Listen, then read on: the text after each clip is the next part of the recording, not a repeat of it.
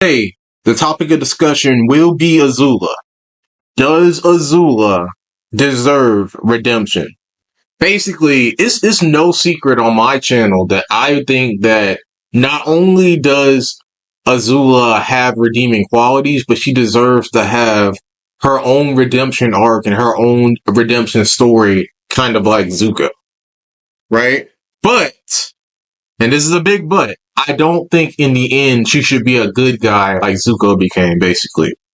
I think that in the end, what redemption means for Azula isn't becoming a good guy and hanging out with Zuko and Aang. What redemption means for Azula is figuring out who she is without Ozai's constant pressure, making things up with her mother, making things up with Zuko, and making things up with Mai and Ty Lee. I think when people hear redemption, they think that that means that you have to go from being a bad person to being a good person. No, redemption is like more of a perspective, right?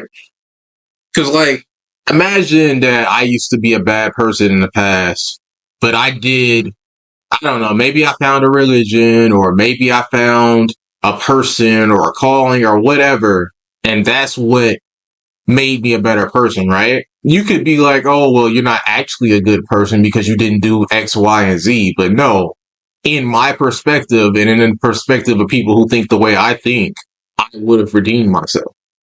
So when I'm talking about this, I don't mean she's going to become Aang. What I mean is basically the four most important people in Azula's life, right? Those are the people that she needs to be redeemed in the eyes of.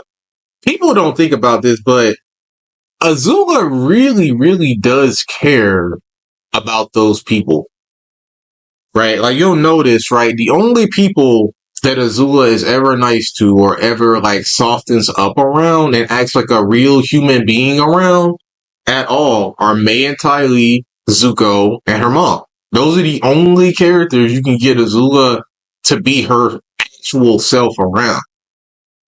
And I say actual self because I think what people don't realize is, yeah, Azula did some unspeakable, irredeemable things, but really deep down, way deeper down than like Zuko, that is not who Azula is, right? The real Azula is a person who is approaching caring about the people around her. She doesn't, but she does have the capacity to, just like Zuko, right? She cared that her mother saw her as a monster and that her mother seemed to favor Zuko. She acted as if she didn't, but she really did care. We saw that in the end, right? She cared about her dad's approval, right? Because the very second that he got to a point where he didn't think he needed Azula anymore, he threw her away exactly like he would throw Zuko away, right? She cared. It messed her up. You can see the difference. She even says, you can't treat me like this. You can't treat me like Zuko, right? And like in the episode The Beach, we see a lot more. Like when Zuko's having that really hard time when he was in the family home. She empathizes with him for a second. Like, she doesn't make fun of him in that instance where they're talking. She does not make fun of him. She does not belittle him. What she does do is she's like, come on, let's get out of here. This place is depressing. Because even she feels it, right? And I think that's the genius part of that moment, is that that'll fly over your head if you're not paying attention. But Azula really does care about some things, and things can get to Azula, right? And here's another thing that I noticed, and I pointed it out in my original video. The only people that Azula ever like hugs or has like normal kind of like familial contact with that we see is Mai and Ty Lee. Like, the first scenes where Mai and Ty Lee show up, she hugs both of them. And it's not like a ew, gross moment. It's like a, no, I do care about you. You're my friend. And that's why, like, when they betrayed her near the end of the show, that's why that was basically like the final nail. And well, that was the first domino in Azula's like breakdown, because despite what she did to them, like I know that she was abusing them. I know that she was keeping them in line with intimidation. And I'll get into that in a second. But despite the fact that she did that, and this is something that I like about Azula's character, despite the fact that Azula did those things, she obviously still did care about May and Ty Lee. That's why it hurt her so badly when they both chose to betray her. Because not only is it like a dismissal of her worldview that intimidation and fear will keep people in line and will keep people doing what you want them to do, but it's also, these are the only people that Azula can be like vulnerable. These are the only people who have known Azula her whole life and have been her friends, right? These are the only friends she has ever had. And Azula is not the kind of person who's capable of making more, right? So for your only friends in the whole wide world, right, to leave you, that would like make someone whose like ego and sense of self is that fragile fall apart. And I do want to say that what May says to Azula is the same thing she thinks her mother thinks of her. Exactly. See, that's the thing. But I want to talk about that. Azula's ego and Azula's worldview is like, she's basically walking a razor thin margin between being insane and being right? Because yeah, fear and intimidation does keep people in line. But just like you said, like, when it comes down to other emotions and other feelings, other aspects of the human experience, like love, right? Something that Azula really doesn't understand because nobody really shows it to her. She doesn't really receive it, right? Like, when May says something like, I love Zuko more than I fear you, Azula kind of snaps. Like, you can see her composure kind of fall apart in that moment. And the reason you can see that is because this is Azula's worldview being directly challenged by a force or like an experience that she does not understand. Because, like, let's keep it straight. The only parent that Azula had who would have been capable of showing her love was Ursa, right? And not only did Ursa leave when Azula was a child, but Ursa, even though like she was a pretty sane individual, unlike Ozai, still wasn't very capable of showing Azula love, or at least as much as she needed, because she had like other occupations and because of Ozai, right? Because Ozai is such a crazy person. Just about anything that she might have tried to teach Azula was just going in one ear and out the other, right? And I think that kind of goes into like, you know, the kind of parenting thing where both parents do have to be on the same kind of like plane, or else you're going to confuse children. I think Azula was very confused, but I think because she spent more time around her dad and Zuko spent more time around his mother, that made the difference, basically. Now, I am going to bring this to a close, but like, I'm going to say a couple more points before I get into the comic. But basically, right, Azula needs, I feel, to be like a complete character. I think what she needs to do is she needs to confront her mother. She needs to get into those deep feelings. She needs to understand that her mother actually did love her and she was just not very good at getting it across. She needs to get that. She needs to see May and Ty Lee as more than just tools that she can control through fear. She needs to come to terms with the fact that, yes, these are my best friends in the world. I love these two individuals. They are my only friends and they're the only people who have ever shown any like real kindness to me beyond just doing it because they're afraid of me, right? We played around as kids. We understood each other. We were all royalty or all nobles. We grew up together, right? I think she really does need to come to terms with them and realize that she can be friends with them or she can care about them without having to control them, right? And then the last thing, I think she needs to and she's kind of already did this, but I feel like they need at least one more definitive moment to make it really stick. She needs to completely let go of Ozai's whole ideology, and she needs to make it up to Zuko for the pain and the turmoil that she's been causing in the Fire Nation by trying to make him a better Fire Lord, right? She needs to abandon that. She needs to abandon the entire royal family throne thing, in my opinion. I don't think that Azula can really live with that anymore. She can't really be that because that's Zuko's destiny, right? And she's admitted that in the comics, but what I think she needs to do is, instead of just admitting it, she needs to move on because she's still kind of clouded by it. She's still kind of hanging on to it by trying to make Zuko the kind of Fire Lord that she would be, basically. Right? What I think she needs to do is she needs to get over that, and she needs to find her own path in life that has nothing to do with the path that was basically forced upon her by her lineage and by her upbringing. And once she does all of those things, I think that's when Azula can finally, make it to a point where she's redeemed. I'm not that big a fan of Azula basically being a terrorist. I don't think it goes anywhere, right? But that's not what I wanted to talk about. We'll get to it. So I am just gonna, okay, right here. This is an interesting moment, right? Alright, so Azula and her other group of ladies have basically been doing these terrorist attacks. And if you notice, right, let me go back. Actually, what happened is, one of them actually ended up getting captured. You see right here, right?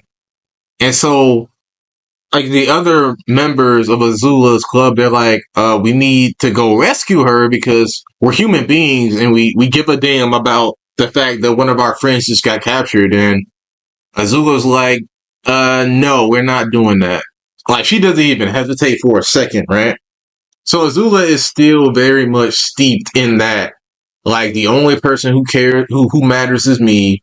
And, it doesn't matter what I have to do. We're doing this my way kind of a mentality. And you can see that the other ladies, they're not buying this at all. They don't care at all. They're no, we're gonna go help her. And Azula's straight up, no, we need to keep doing what we're doing. She's basically flipping crazy, right? And you can see the ladies are right here. They're she's never gonna change. She's just gonna keep doing this, right? So when she wakes up the next morning, this is hilarious. They dipped. They completely dipped. And like I said, this is one of the things that Azula still hasn't learned that I think is one of the cruxes of her becoming a better person. She needs to learn this lesson that you can't just treat people however you feel like, and you can't treat them like tools or like pawns. They will not stay around you, right? This same thing happened with May and Ty Lee, and she didn't understand then, and she still doesn't understand now. So I think the ultimate growth, at least in this department, is Azula learning that if you want people to follow you, or you want to have friends or loved ones be around you, you're gonna have to stop treating them like inanimate objects, right? So, obviously, after that, she just kind of walks around in the woods until eventually she comes to this weird temple, and there's this weird lady, right? I'm not even gonna trip. This lady is a weird spirit thing. I'm just gonna go into that. So we do see that Azula has a dream, right? This is the interesting part. Right, she has a dream. You can see it's Lo and Lee, her mentors. So that's why they're there. If you didn't know, these two are actually her mentors, even though they're not firebenders. And then you see basically what is Azula's, I guess, ideal version of life. And you can tell it's a dream because you got these two here and they're both dead. And, he's in prison and she doesn't know. Yeah, like, basically, like, I guess this is what's supposed to be, like, basically, her dream, right? Like, she's Ozai's favorite kid. She conquered Ba Sing Se, what she actually did do. She actually killed Aang. She was, actually the Fire Lord. And then there's this guy. A lot of people, I am going to stop for a second because a lot of people were pissed that they, out of like Chan and Ranjan, they chose Ranjan to be here, even though Ranjan's not the person that she liked. It was actually Chan. I'll be honest, I don't really care. I mean, she met both of them, and they both share basically one brain cell, so what's the real difference between them anyway? Like, I know Azula actually kissed the other one, but who's to say she didn't like both of them? It doesn't really matter that much to me. Because this isn't about them, right? And then, like, look, like, in her perfect dream, basically, her mother is saying that she's proud of her, right? So, this is like, Azula really does want her mother's approval. She kind of has, like, the opposite thing going on that Zuko had. Like, Zuko always had his mother's approval, and he never had Ozai. So he was always trying to get Ozai's approval. Whereas Azula always had Ozai's approval, and she never really had Ursa's, or at least she never thought that she did. So, of course, in her perfect dream version of reality, she wants her mother's approval, basically. And she gets it. But then, we have May and Ty Lee here, and they're telling her, oh, none of this is real, basically, right? So, like, that's when it's revealed that this whole thing is like a really crazy spirit thing. I'm not going to go too into that, but we do have her have, like, this spirit vision, and we see, like, it flashes back to, I guess, the moment where Azula first realized that she was, like, a firebender, I guess. I don't know if this is, like, the actual moment. So something about this feels kind of weird. And I think it's like that on purpose. Like, even with Azula being like a firebender, there's no way that Ozai would ever make this face right here. Now, like, Ursa, I don't think Ursa would be, like, against her being a firebender either. So I do think that this is fake, right? I don't think that things happen this way. This is like a heightened vision of what actually happened. Like, what actually happened was probably a lot more mundane than this, right?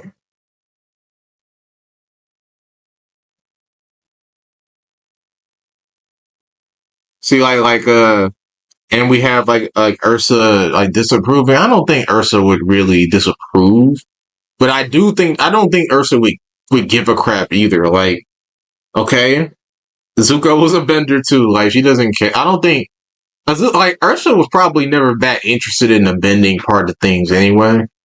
So part of this is real. Part of this is probably how she reacted, but not quite. Like, she probably was just like meh. But obviously in Azula's mind, her mother was a lot more critical, right? Yeah, so let's see. Then obviously she has like a weird fight with the lady. I'm not even gonna talk about that. And then Ty Lee comes in and she's not real. What else? And then May's there. And okay, like what some of these characters are saying is interesting. She's like, you can't seriously believe you're the victim here, Azula, right? So I think that is a really good. Hey, what's up, SpongeBoy King? I think that is a really good. Like, there's some good stuff in there. That's a really good jab at Azula that's actually completely justified. Is that Azula is victimizing herself in this, right? Whereas, like, she has this very warped and twisted view of what's happening. Like, her relationship with these people, like May, Ty Lee, her mother, she's made them in her mind a lot more hostile than they really were And the reason why is because like Azula's like worldview is severely warped, right?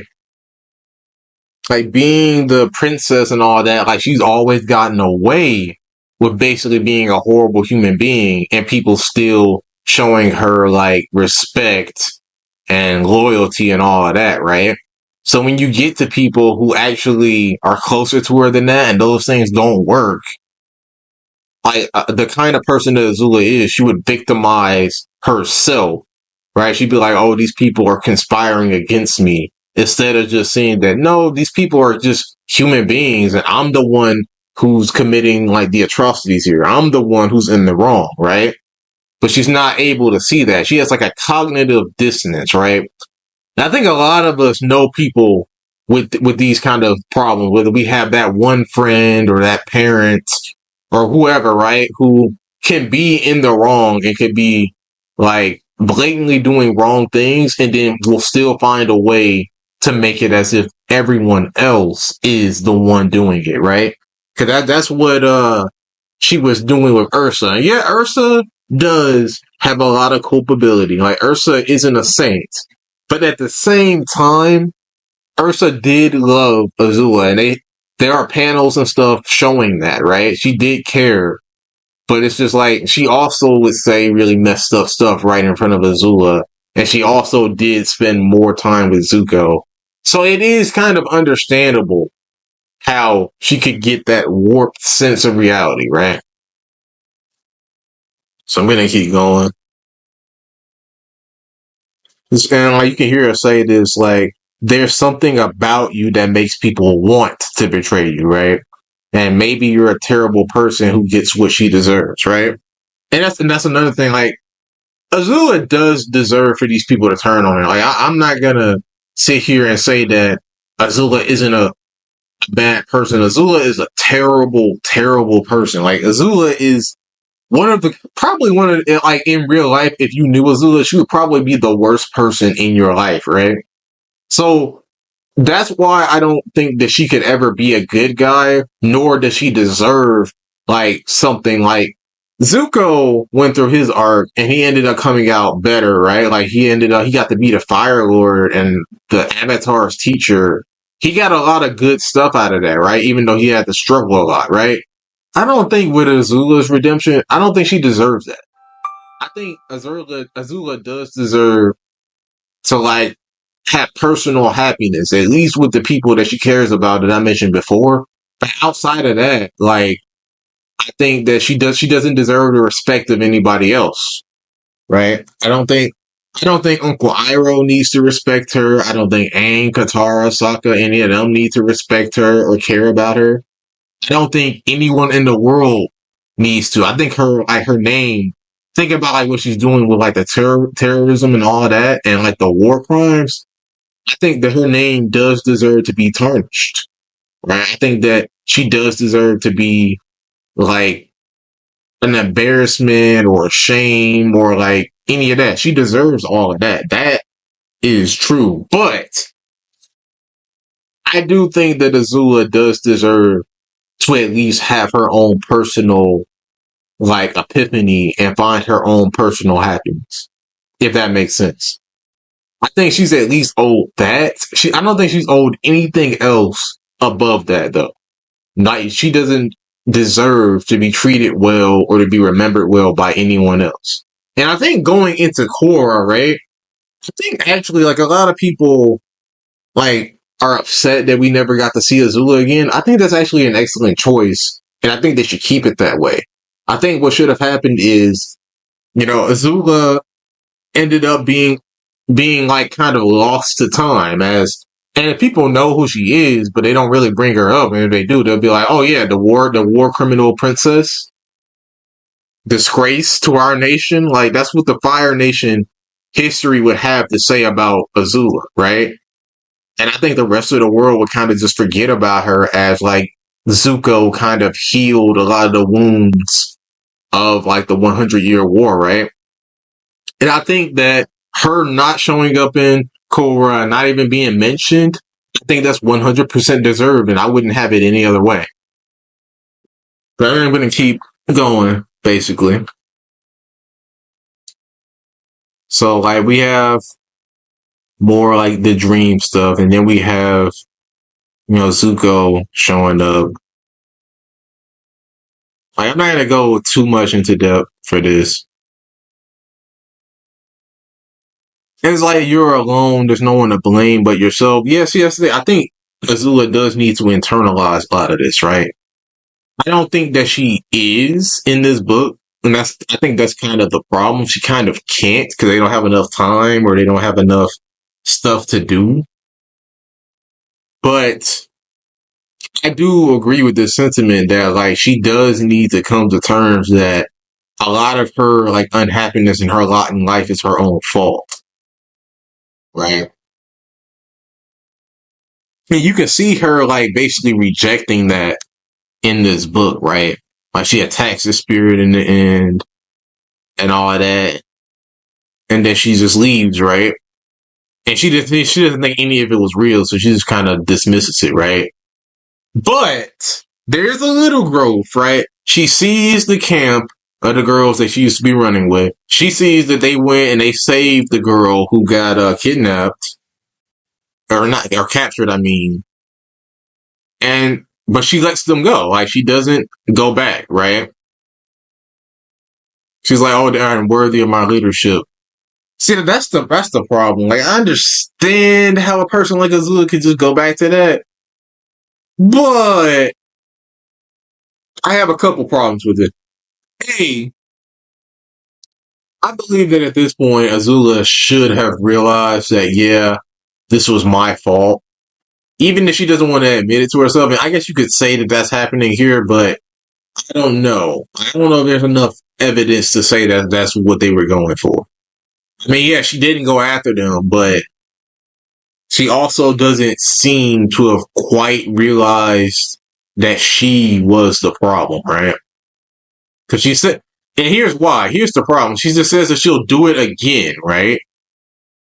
That's what I don't like about the ending of the book. She's like, "Oh, I'll just find new followers." I'm like, so like, if that's actually what you're gonna do, like, if she shows up in the next book and she's doing this again, that means she actually didn't learn anything. So what was the point of this book, right?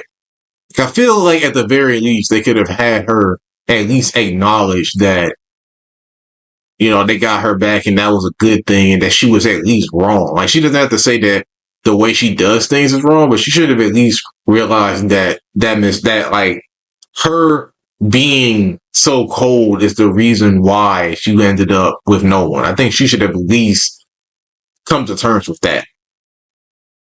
Right? And like I said, I hate the fact that it just kind of implies that she's going to keep doing this. And I highlighted that in my reviews. Like, if she's going to keep doing this, then this comic kind of is pointless. It kind of is just like all the development that you want to see, but not real. And then in the end, she just kind of ignores it. I do at least appreciate the conversation, though. I do appreciate that part. So that's what I feel about Azula in the Spirit Temple.